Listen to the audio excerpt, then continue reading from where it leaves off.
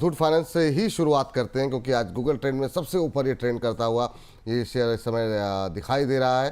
तो प्रदीप जी की राय आपको मिल गई है, बीच बीच में भी आपको दिलवा दी जाएगी। लेकिन रचित जी, आपकी टिप्पणी क्या रहेगी मुथूट फाइनेंस को लेकर के? यहाँ पर नतीजे आए हैं कंपनी के, और नतीजों ने पूरी जो पैरामीटर्स थे उसको बीट किया है, रिजल्ट्स ने पूरी तरीके से स्ट्रीट के एस्टिमेट को बीट किया है। करंट लेवल पे आपकी राय क्या रहेगी?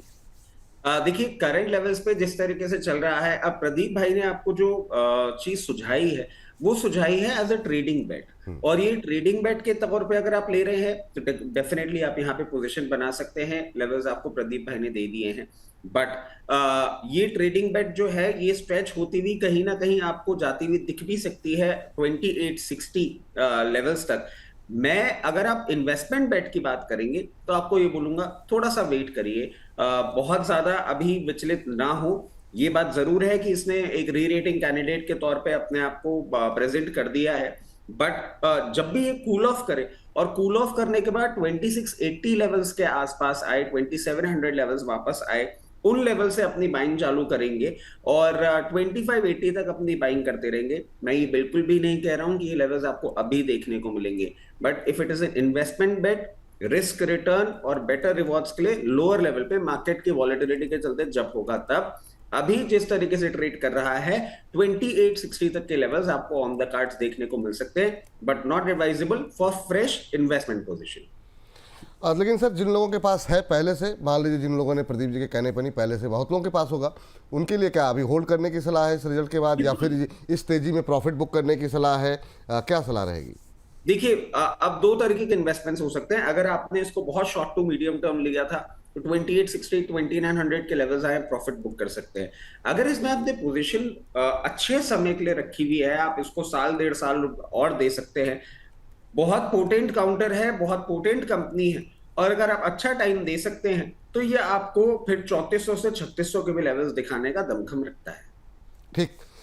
चलिए, ये बात यहाँ पर है, इसको लेकर के आगे बढ़ते हैं और अगले काउंटर पर जाते हैं, जहाँ पर हम देख रहे हैं कि काफ़ी सारे सवाल हमारे पास आए हैं विशाल मेगा मार्ट को लेकर के। विशाल मेगा मार्ट एक और ऐसे नतीजे जिसने कि काफ़ी अच्छा प्रदर्शन किया है। हमारे एक दर्शक की टिप्पणी आई है, विशाल मेगा मार्ट बाय कर सकते हैं क्या करंट लेवल पे?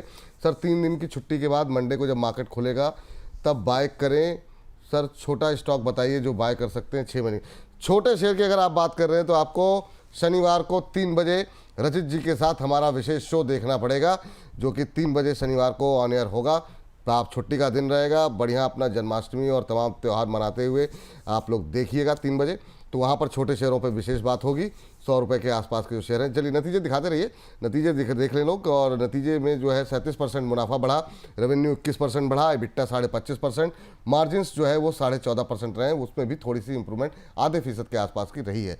विशाल मेगा मार्ट अपने आप में एक अच्छी स्टोरी है। एक तो जो लोग कह रहे थे डिमांड नहीं है, वहाँ पर एक अच्छा प्रदर्शन, और 200-250 रुपये में कपड़े बेच करके, सस्ते कीमतों में सामान बेच करके भी अच्छे मार्जिन्स के साथ आप प्रॉफिट कमा सकते हैं। ये एक अच्छी स्टोरी जो है विशाल मेगा मार्ट ने यहाँ पर दर्ज की है।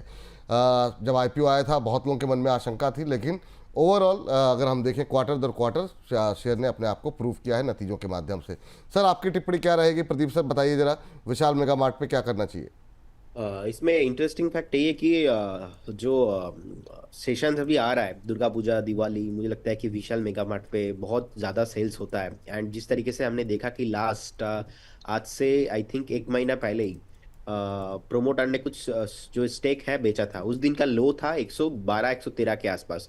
उसके बाद हमने देखा 130 के ऊपर जैसे ही आया था, मैं तो तब से पॉजिटिव हूँ। इनफैक्ट एक डिस्क्लेमर देना चाहूँगा, ऑलरेडी ये कॉल हमने हमारे जो प्रीमियम कस्टमर्स है उनको भी हमने प्रोवाइड किया था। कॉल का टारगेट था ऑलमोस्ट 134 में हमने दिया था। पहला टारगेट था 150 एंड सेकंड टारगेट था 185। तो और आज का दिन है, हमने प्रॉफिट बुक कराया ऑलमोस्ट 12% के आसपास ROI जो है, हमने पहला प्रॉफिट बुक कराया।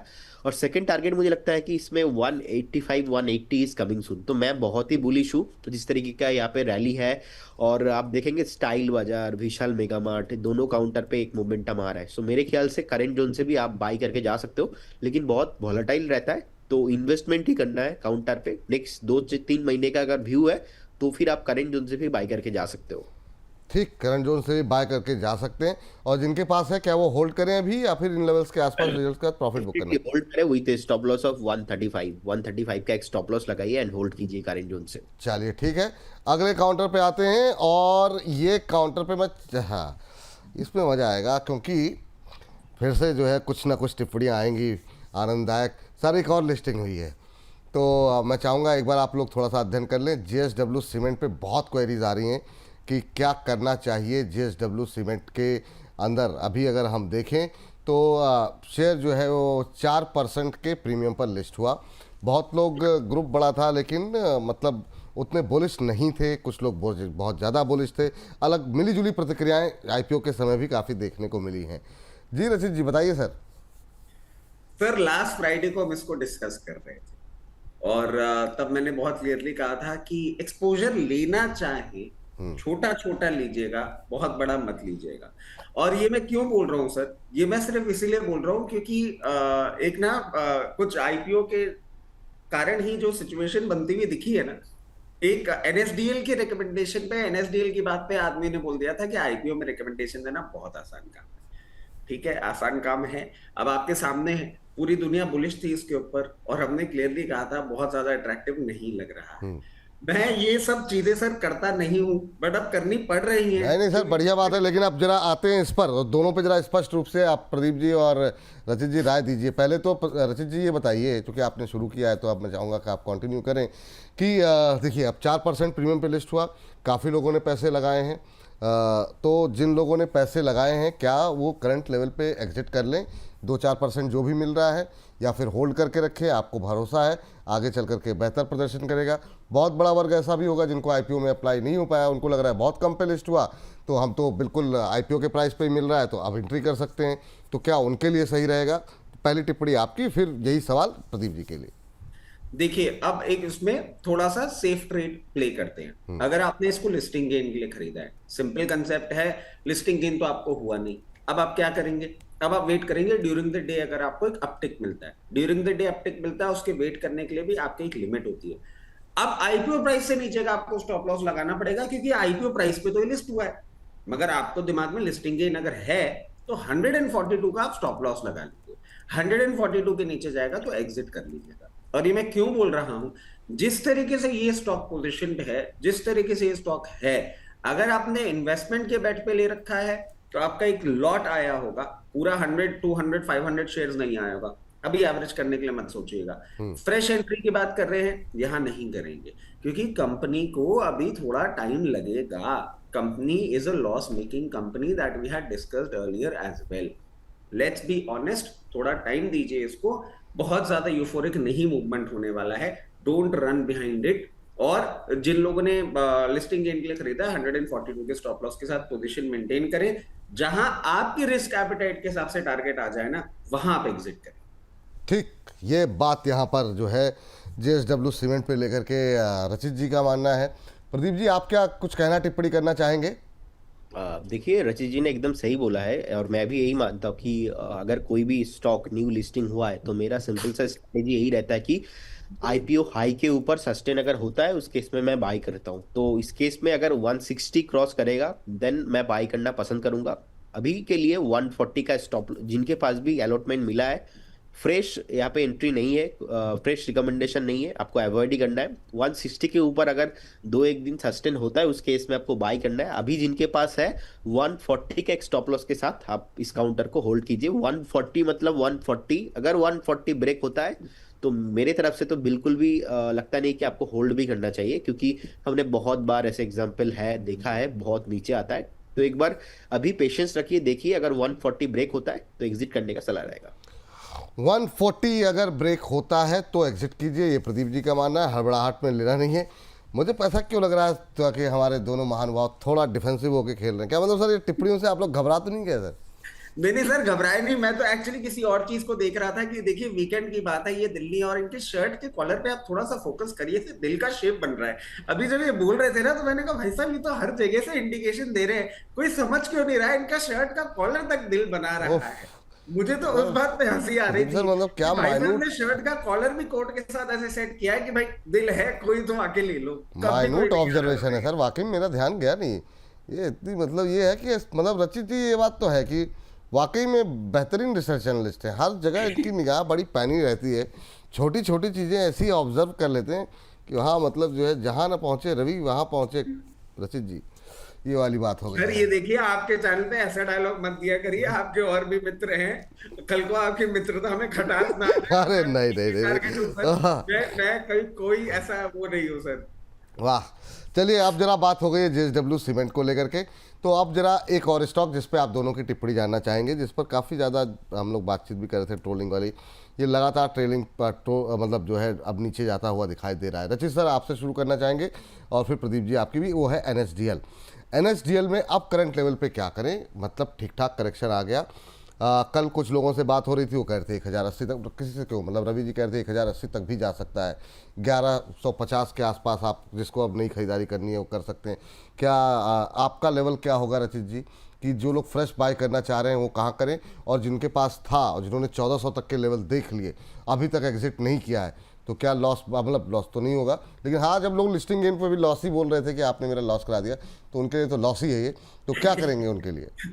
सर देखिए, परसों इसके रिजल्ट्स आए थे शाम को, हाँ और इफ आई एम करेक्ट हमने आपके चैनल पे डिस्कस करा था कि 1258 के क्लोजिंग बेसिस स्टॉप लॉस के साथ आप इसमें पोजीशन मेंटेन करें। If the results go bad, उसके नीचे द सिचुएशन बिकम्स बैड, और आप देखिए नहीं सस्टेन किया ये, और उसके नीचे अभी आ गया है। अब जो आपने लेवल सुझाए हैं ना, और जो जैसे कि आप बता रहे हैं कि डॉक्टर रवि सिंह जी ने भी यही लेवल्स दिए, प्रैक्टिकली अभी वही लेवल्स बढ़ रहे हैं। अगर आप टेक्निकल प्ले देखेंगे ना, तो 1140 would be the first level and 1080 would be the second level. जो एक टेक्निकल पैरामीटर जो हम कैलकुलेशंस करते हैं उनके हिसाब से यही आ रहा है, क्योंकि चार्ट रीडिंग ये बहुत ज्यादा अभी आपको दे नहीं सकता। तो अगर आपकी बस मिस हो गई थी, तो मैं आपको बोलूंगा 1140 पे 20 से 25% आप पोजीशन बना लीजिएगा, और फिर 1080 पे don't jump the gun. 1080 levels पे आएगा तो एक बार देख लेंगे, थोड़ा सा टेक्निकल मेकअप भी हो जाएगा, तब तक फिर आपको एक बेटर प्रोपोजिशन हम दे पाएंगे। 1140 बहुत नियर टर्म टारगेट है, और अगर आपके डीमैट में नहीं है तो खरीदने के लिए एक ठीक ठाक लेवल है। अगर आप लोगों ने लिस्टिंग गेन्स का वो पूरा थ्योरी नहीं फॉलो किया था और अब नीचे आ रहा है, now it is completely your call. हम लोगों को 1140 और 1080 दिख रहा है। आप अपने इस लिस्टिंग गेन के कंसेप्ट को या तो इन्वेस्टमेंट के लिए बदल सकते हैं, क्योंकि इन्वेस्टमेंट के लिए ना ये स्टॉक बहुत अच्छा है, और आप अगर पोजीशन मेंटेन करना चाहते हैं तो कर सकते हैं। अदरवाइज यहां से ऑफलोड करके 1140 पे भी लेना चाहें तो दैट इज कंप्लीटली फाइन। ठीक। तो चलिए, तो एनएसडीएल पे ये राय है करंट लेवल पे। एक बार और दूसरे लेवल्स पे जो है प्रदीप जी के भी एक लेवल से लेते हैं। प्रदीप सर आपके क्या लेवल्स रहेंगे? सर आपको याद होगा जिस दिन से मैंने शार्प दिया था एनएसडीएल को 1330 1350 के आसपास ट्रेड कर रहा था, उस दिन से लगातार नीचे ही आ मतलब रहा ये है। मंत्र कौन सा फूकते हैं, सुजलॉन पे फूक दिया मंत्र, एनएसडीएल पे मंत्र फूक दिया, मतलब उसके अच्छा बाद खासा चल रहा था, से मंत्र ही फूक दिया उस पे। कुछ नहीं हो तो बेचारा सीएफओ ही छोड़ के चला गया। बताओ। अच्छा रिजल्ट देते देते सर, ये तो मैं बता रहा हूँ, अब ये नेक्स्ट टाइम मेरे से मिलेंगे ना, कलकत्ता क्या है मैं आपको बताऊं, Calcutta is famous for black magic. हाँ इन्होंने सुजलॉन पे ना, सुजलॉन ऐसे गुड़िया बना के सुई चुबा दी होगी उसको। बेचारा अच्छा खासा चल रहा था, रिजल्ट पॉजिटिव आया, मतलब आप देखिए रिजल्ट अच्छे है, सही बात।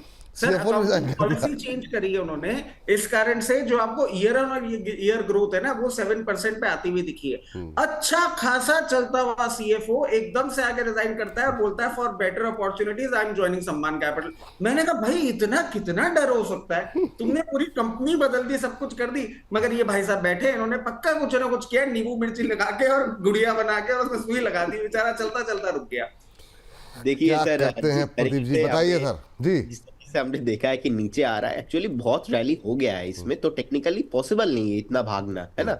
एक दिन 20%, 10%, कितना भागेगा? तो भागने का भी एक लिमिट होता है। अब लोगों को प्रॉब्लम ये है कि भाग गया है, उनका जो है बाइंग हो नहीं पाया, पहले से एग्जिट हो गया, तो उनको लगा अरे यार हमारा तो लॉस हो गया।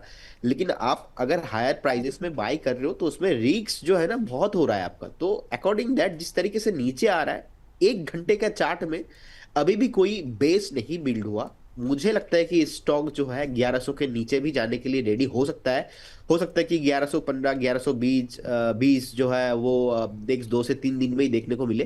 तो एक बार वेट कीजिए, अभी बाई का कोई बेस नहीं बिल्ड हुआ है क्योंकि रैली ऑलरेडी हो चुका है।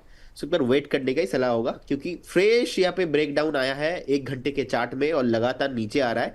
अब ये कितना नीचे आएगा वो तो सर हम बाद में 2-4 दिन बाद फिर से जब रिव्यू करेंगे तभी पता चलेगा, लेकिन if you want two by मैं बोलूंगा अभी वेट कीजिए, अभी नहीं। पहला नीचे का जो है ब्रेकडाउन वो कंप्लीट हो जाए, बेस बन जाए, उसके बाद ही कुछ कीजिए। अभी अभी नहीं करना है इसमें कुछ। अभी कुछ नहीं करना, और जिनके पास है वो क्या होल्ड करें या निकल जाए एक बार बात के लिए? है, मैंने 1380 में बता दिया है, इसीलिए बोनस देखना पड़ेगा। 1380 1330 1350 के आसपास मैंने बोल दिया था डिस्क्लेमर देते टाइम 2-3 दिन पहले ही कि ये इसमें अभी कुछ लग रहा है और जोर से नीचे जाने के लिए रेडी हो रहा है। और 2 दिन 3 दिन बताया, ऐसा कल भी बता के गया, आज भी बता रहा हूँ। सो ये रिकॉर्ड आप बार बार चलाइए। तो जिनके पास है स्टॉप लॉस ऑलरेडी ट्रिगर हो चुका है, ये स्टॉक जो है अभी बेस नहीं बिल्ड हुआ है नीचे की साइड में, तो एक बार वेट करने का सलाह होगा। बेस अगर बनता है फिर से मैं यहाँ पे, मैं लॉन्ग टर्म में कुछ प्रॉब्लम नहीं है, 1600 2000 सब आएंगे, लेकिन it will take 2 to 3 years। लेकिन इमीडिएट लेवल पे मुझे लगता है कि कुछ नहीं होने वाला। और मैंने उस दिन ये बात करते करते भी बताया था सर, मैं मेरा स्टेटमेंट से बदलूंगा नहीं मैं, कि अगर मैंने बताया कि बाई नहीं करना है, हो सकता है कि 30% 50% ऊपर चल गया हो, लेकिन वो नीचे भी आ रहा है देखिए, लेकिन I will not change my statement. मैं बहुत एग्रेसिव हूँ और ए भी वर्ड यूज मैंने किया था और मैं एग्रेसिव ही रहूंगा। सो क्योंकि जब आपको पास वो कॉन्फिडेंट रहता है ना कि आपको दिखाई दे रहा है कि ये एक चीज इजीली इतना तेजी से ऊपर नहीं जा सकता, तो तब जाके वो पुराना एक्सपीरियंस है, मैंने बहुत देखा है, तो इसीलिए मैंने बस बताया। अच्छा कंपनी है, ऐसा नहीं कि कंपनी के साथ मेरा कोई दुश्मनी है, ऐसा नहीं है, ठीक है। मैं तो चाहता हूं कि ये स्टॉक जल्दी से बेस बना के फिर से ऊपर आ जाए, लेकिन जिस तरीके से अभी नीचे आ रहा है, पर वेट कीजिए, स्टॉक मुझे लगता है कि एक बार 1100 के नीचे भी जाने वाला है। ठीक है, 1100 के नीचे भी जाने वाला है। तो वही 1100 के नीचे 1080 वाली बात फिर से आ गई, तो वहाँ तक का भी जो है गिरावट है। लेकिन अभी प्रदीप जी कह रहे हैं कि अभी तो शुरुआत हुई है, एक बार बेस बनने दीजिए, उसके बाद कोई निर्णय लिया जाएगा। एक और रिजल्ट्स पे जरा नजर डालते हैं, वो है रचित सर, आप देखिए बीपीसीएल क्या करना चाहिए। अभी जरा स्क्रीन पर लेकर के आ जाइए बीपीसीएल के रिजल्ट्स। यहाँ पर कंपनी के प्रॉफिट में करीब 23% का इजाफा देखने को मिला है, 22.8%। कंपनी का मुनाफा बढ़ा है 6,124 करोड़ रुपए। आय में देखें तो ऑलमोस्ट फ्लैट रह के आसपास रहा है। एबिटा की बात करें तो करीब करीब 24.5% के आसपास की बढ़त, 9,663 करोड़ के आसपास। और मार्जिन्स में इम्प्रूवमेंट करीब 1.5% के आसपास रहा है, 8.6%। सर क्या टिप्पणी रहेगी रचित सर, कैसे देख रहे हैं इसे आप? और चूंकि अब रशिया तेल ये सब चीज़ें इतनी हो रही हैं, तो यहाँ पर जिनकी पोजीशन है या जो लोग पोजीशन बनाना चाह रहे हैं उनके लिए क्या सलाह रहेगी? हालांकि रिजल्ट्स के बाद मुनाफा वसूली है, आधे % के आसपास की गिरावट। सर देखिए, जिनके पास है और अगर शॉर्ट टर्म ट्रेडिंग बैठ है, मैं एक ही चीज सजेस्ट करूंगा, और 340 लेवल्स आए, book your profits and exit. अगर फ्रेश एंट्री की आप बात कर रहे हैं, फ्रेश एंट्री आपको थोड़ा लोअर लेवल पे लेनी होगी, यहाँ नहीं, क्योंकि रिस्क रिवॉर्ड उन लेवल्स पे बेटर है। दैट वुड बी 308 310, 308 310 रुपए आता है, आप अपनी पोजीशन बना सकते हैं, यहाँ पे नहीं। और जिन लोगों ने ले रखा है वो 340 पे अपनी एक बार चाहे तो प्रॉफिट बुक कर ले, और अगर लंबी अवधि के लिए रख रहे हैं तो इनको 372 लेवल्स भी देखने को मिल सकते हैं, अकॉर्डिंगली अपनी पोजीशन मैनेज करें। ठीक है। एक सर, अगर आप पता नहीं आप लोगों ने देखा कि नहीं देखा, मुझे नहीं पता, और वो एक आईपीओ आया था ऑल टाइम प्लास्टिक। एक बार अगर आप देख लें आप लोग, तो ऑल टाइम प्लास्टिक के नाम से कंपनी है। उससे पहले मैं एक दो शेयर भी डिस्कस कर लेता हूँ, उसके बाद इस पर आते हैं ताकि आप लोगों की सटीक राय मिल पाए। लेकिन आज ट्रेंडिंग में है एनएमडीसी। प्रदीप जी जरा एक बार देखिए, कल हम लोगों ने शायद बातचीत की भी थी इस पर, एनएमडीसी स्टील को लेकर के, एनएमडीसी को लेकर के, रिजल्ट को लेकर के। अब आज पिटाई हो रही है जम करके एनएमडीसी में। तो एक तो जो छोटे शेयरों पे हम बात करेंगे इस पर जो है, लेकिन अभी के लिए क्या करें, आज 4% अप डाउन हो गया है। आज ये ट्रेंड में शेयर ट्रेड करता हुआ जिन लोगों के पास है, क्या करें एनएमडीसी 4% की गिरावट के बाद? प्रदीप जी आपकी राय? बिल्कुल जी, बहुत टाइम से कंसोलिडेशन हो रहा है एंड मुझे लगता है कि कंसोलिडेशन अभी भी खत्म नहीं हुआ। जिस तरीके से अभी 69 के आसपास चल रहा है, मुझे लगता है कि एक बार 66 के आसपास एक स्टॉप लॉस मेंटेन कीजिए, बने रहिए। फ्रेश बाय इस काउंटर पे नहीं है, अगर 75 के ऊपर सस्टेन होता है उस केस में स्टॉक में थोड़ा बहुत मोमेंटम जो आते हुए दिखेंगे, उस 75 के ऊपर आप एक बार इस काउंटर को 84 85 तक जाते हुए दिखेंगे। लेकिन मेरा पसंद स्टॉक नहीं है और मैंने बहुत बार इसको डिस्कशन किया है। अभी भी कंसोलिडेशन चल रहा है, फुल ईयर कंसोलिडेशन चल रहा है, अभी भी ये कंप्लीट नहीं हुआ। तो कभी ऊपर जाता है फिर से नीचे आ जाता है। तो एक बार जिनके पास है होल्ड कीजिए with A stop loss of 65 66 के आसपास एक स्टॉप लॉस होगा। बाकी बने रहिए, फ्रेश एंट्री इस काउंटर पे तो अभी नहीं करना। बजाज हाउसिंग फाइनेंस एक और कंपनी सर, जरा प्रदीप रचित सर आप देखिए उस पर क्या राय रहेगी आपकी। आज बहुत शानदार मूव यहाँ पर बजाज हाउसिंग फाइनेंस में बनता हुआ दिखाई दे रहा है।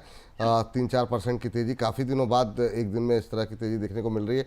काफ़ी लोगों की क्वेरीज रही हैं क्योंकि लिस्टिंग में काफ़ी ज़्यादा लोगों का रुझान, जब आईपीओ आया था माफ़ कीजिएगा, तो काफ़ी लोगों का रुझान जो है देखने को मिल रहा था।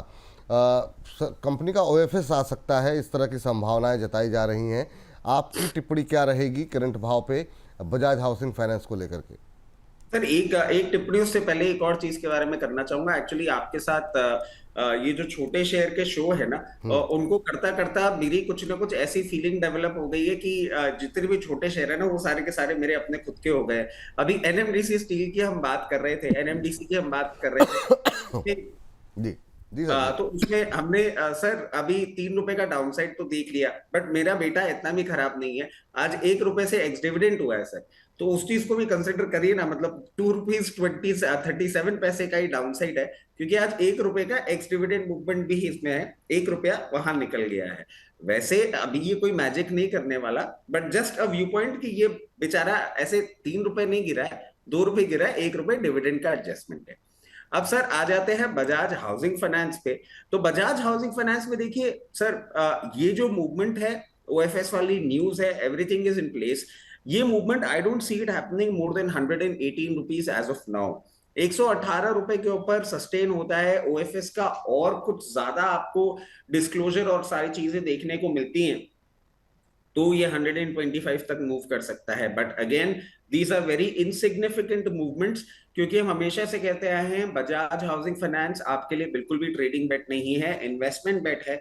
लोअर लेवल्स पे आप इन्वेस्टमेंट की अपॉर्चुनिटीज देखिए, ये स्टॉक अभी ट्रेडिंग के लिए पूरी तरीके से परिपक्व नहीं हुआ है। अभी ये बच्चा है, इसको बच्चा बने रहने दीजिए।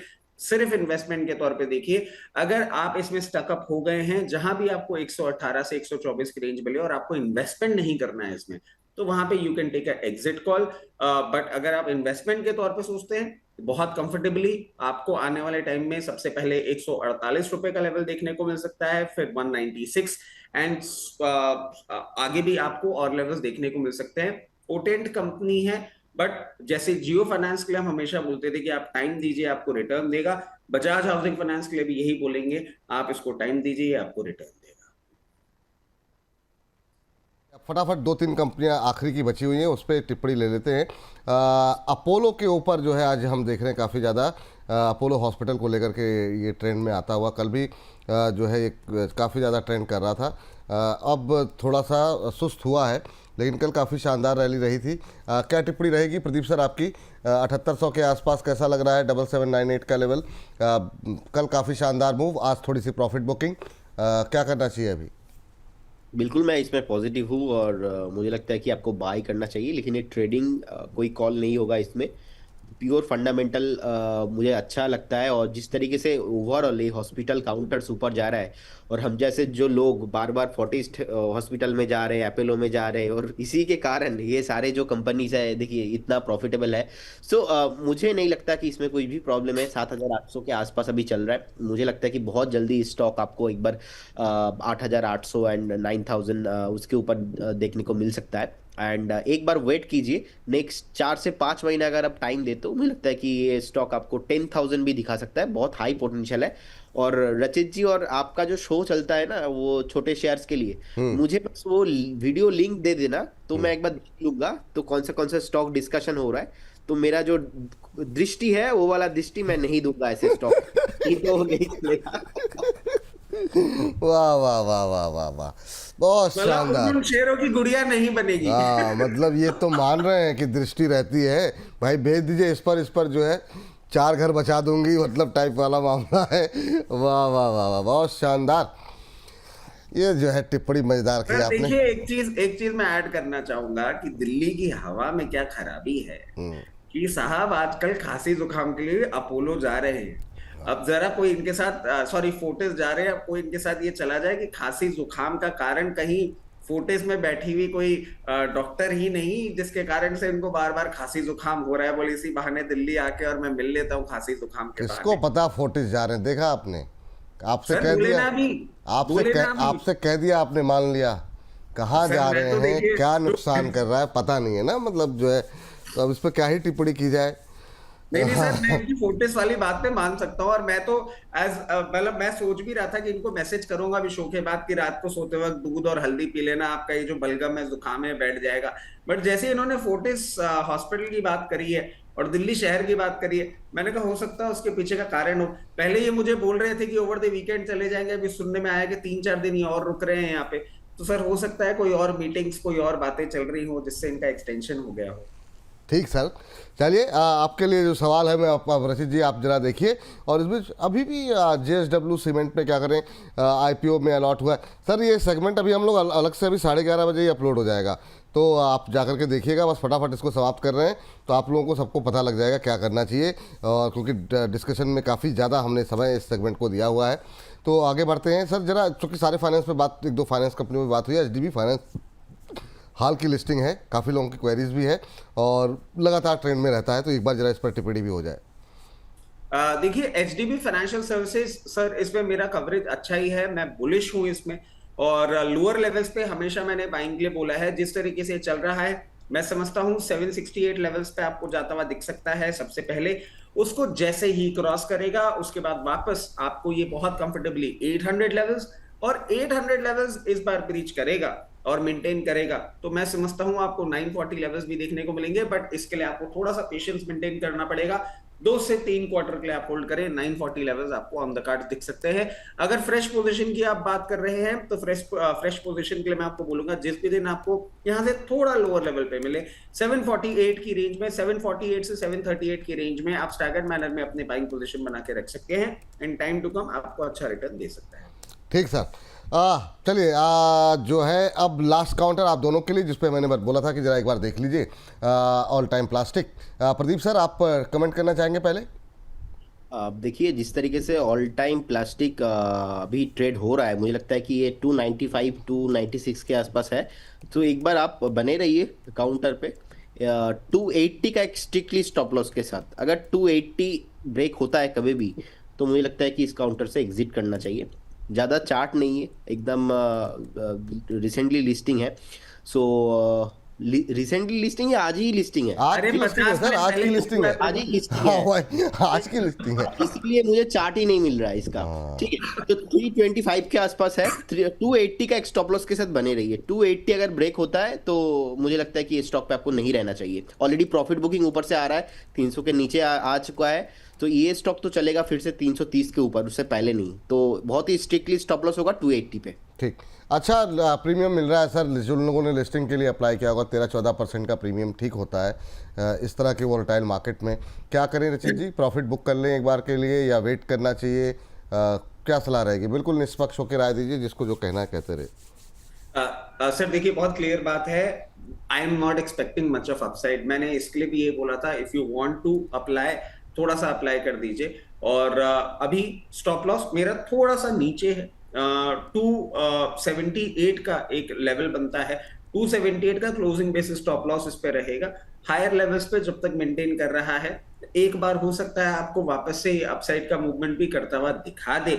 बट वो एक थोड़ा सा ना एक बोलते हैं ना कि कैमोफ्लेज मूवमेंट हो सकता है जो कि 318 320 लेवल्स तक दिखा दे। उस स्टॉप लॉस के साथ अपनी पोजीशन मेंटेन करिएगा।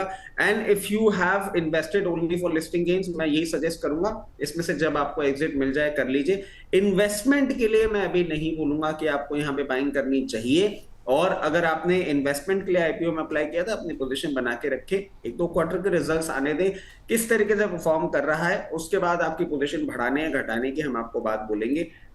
फॉर द टाइम बीइंग 278 के स्टॉप लॉस के साथ अपनी पोजीशन मेंटेन कर सकते हैं।